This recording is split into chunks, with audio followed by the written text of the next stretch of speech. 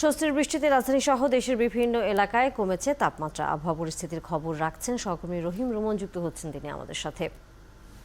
রুমন, কদিনের বৃষ্টিতে জনজীবনে অনেকটাই স্বস্তি ফিরেছে। এই পরিস্থিতি কতদিন পর্যন্ত থাকবে? আবহাওয়া অফিস কি বলছে, যে গরম কি সামনে আবারও পড়তে যাবে কিনা, নাকি এখন আসলে কালবৈশাখীর এই সময়টাতে আরও হয়তো বৃষ্টিপাত হবে?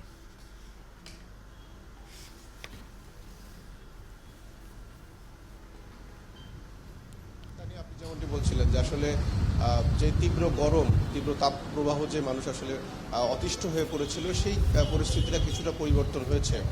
গেল দুদিনের যে বৃষ্টি, সেই বৃষ্টি কিন্তু জনমনে বেশ স্বস্তির সঞ্চার করেছে।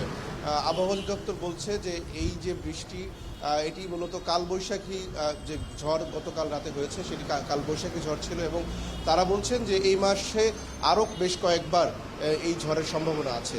বিশেষ করে এই আগামী 6 দিনের যে পূর্বাভাস তারা দিয়েছেন, এই 6 দিনে বেশ কয়েকটি কালবৈশাখী ঝড়ের পূর্বাভাস দিয়েছেন এবং সারা দেশেই যেই তীব্র তাপ প্রবাহ ছিল, সেটি আসলে যেই ঝড় এবং বৃষ্টি, এই বৃষ্টির কারণে কিন্তু যে তাপমাত্রা কিছুটা কমবে। এছাড়া এই যে বৃষ্টি 6 দিনের যে পূর্বাভাস দেওয়া হয়েছে, এরপরে আবারও তাপমাত্রা সারা দেশেই কিছুটা বাড়তে বলে কিন্তু আশঙ্কাও তারা জানিয়েছেন। তানিয়া, একটু জানিয়ে রাখি যে গতকাল যে ঝড় হয়েছে, সেই ঝড়ে কিন্তু মোহাম্মদপুরে একটি বড় ধরনের যে দুর্ঘটনা ঘটেছে, সেটি আসলে খুবই দুঃখজনক। কিন্তু সারা দেশের মতো মানুষ এবং ঢাকার মানুষ যারা আসলে খুব গরমে অতিষ্ঠ ছিলেন, তাদের ভিতরে কিন্তু বেশ স্বস্তি বয়ে যাচ্ছে। আমরা সকাল থেকে ঢাকার বিভিন্ন এলাকায় ঘুরেছি, সব জায়গায় আমরা দেখছি যে তীব্র যে রোদ, তীব্র যে গরম, সেটি কিন্তু নেই।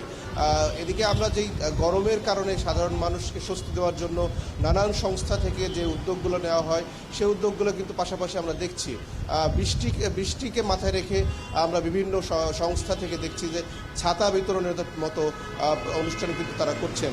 আমি এই মুহূর্তে আছি প্রগতি সরণিতে। এখানে আমরা দেখছি যে উত্তর সিটি কর্পোরেশনের মেয়রের একটি প্রোগ্রাম রয়েছে। তিনি আসলে এখানে মূলত যারা একটু দুস্থ আছেন, যারা একটু অসচ্ছল আছেন, তাদেরকে আসলে ছাতা বিতরণ করবেন।